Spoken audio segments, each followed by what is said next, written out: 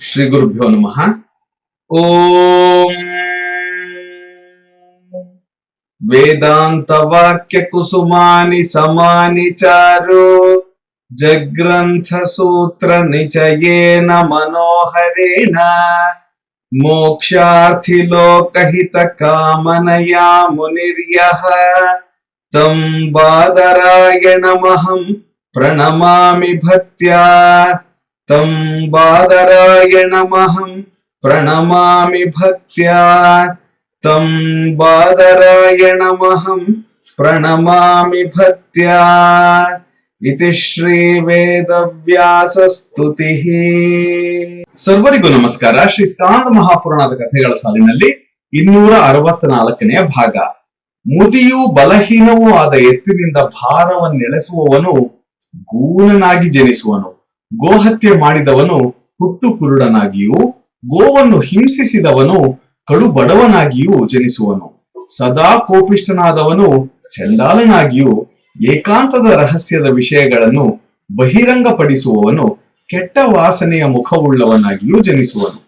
ಮೇಕೆಗಳ ವ್ಯಾಪಾರದಿಂದ ಜೀವಿಸುವವನು ಬೇಡನಾಗಿಯೂ ವ್ಯವಹಾರದಲ್ಲಿ ಹಠವಾದಿಯೂ ವಂಚನೆ ಮಾಡುವವನು ತನ್ನ ಸೇವಕರಿಂದಲೇ ಮೋಸ ಹೋಗುವನು.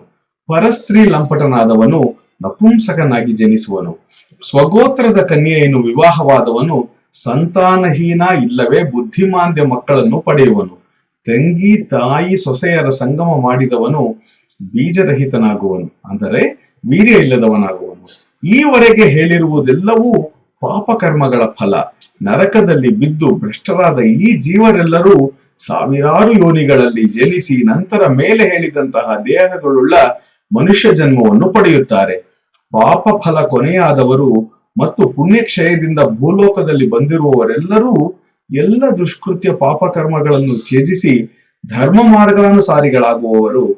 ಇದನ್ನೇ ಮಹರ್ಷಿಗಳು ಧರ್ಮ ಧನವಮಂ ಸೌಖ್ಯಂ ಅಧರ್ಮ ದುಃಖ ಸಂಭವ ತಸ್ಮಾ ಧರ್ಮಂ ಸುಖಾರ್ಥಾಯ ಕುರ್ಯಾತ್ ಪಾಪಂ ವಿಸರ್ಜನಂ.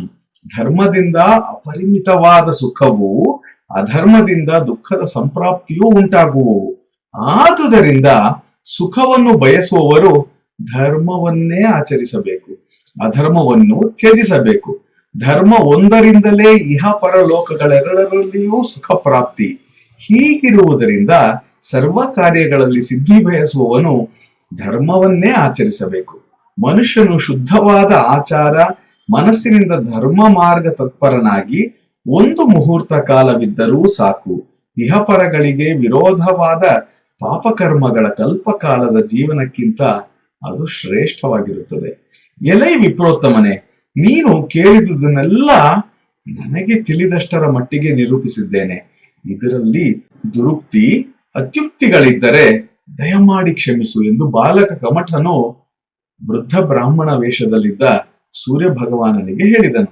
ಕೇವಲ 8 ವರ್ಷದ ಬಾಲಕನ ಮಾತುಗಳನ್ನು ಕೇಳಿ ಸೂರ್ಯನು ಬಹಳ ಸಂತೋಷವನ್ನು ಆಶ್ಚರ್ಯವನ್ನು ವ್ಯಕ್ತಪಡಿಸಿ ಹಾರೀತನೇ ಮೊದಲಾದ ಬ್ರಾಹ್ಮಣೋತ್ತಮರನ್ನು ಶ್ಲಾಘಿಸುತ್ತಾ, ಇಂತಹ ಶ್ರೇಷ್ಠ ವಿಪ್ರರಿಂದ ಕೂಡಿದ ಈ ಭೂಲೋಕವೇ ಪರಮ ಪವಿತ್ರವಾದುದು. ಬ್ರಹ್ಮನ ಕಟ್ಟಳೆಗಳು ಇಲ್ಲಿ ಪಾಲನೆಯಾಗುತ್ತಿರುವುದರಿಂದ ಬ್ರಹ್ಮನು ಧನ್ಯನಾದನು. ಬಾಲಕನಿಗೂ ಇಂತಹ ಮಹತ್ತರವಾದ ಜ್ಞಾನವಿದೆ ಎಂದ ಮೇಲೆ ಹಾರೀತನೇ ಮೊದಲಾದ ವಿಪ್ರರಲ್ಲಿ ಅದನ್ನೆಷ್ಟು ಅಗಾಧವಾದ ಜ್ಞಾನ ಸಂಪತ್ತಿದೆಯೋ ಊಹಿಸಲೂ ಅಸಾಧ್ಯವಾಗುವುದು. ನಿಜವಾಗಿಯೂ 3 ಲೋಕಗಳಲ್ಲಿಯೂ ಇವರಿಗೆ ತಿಳಿಯದ ಯಾವ ವಿಷಯಗಳೂ ಇಲ್ಲ.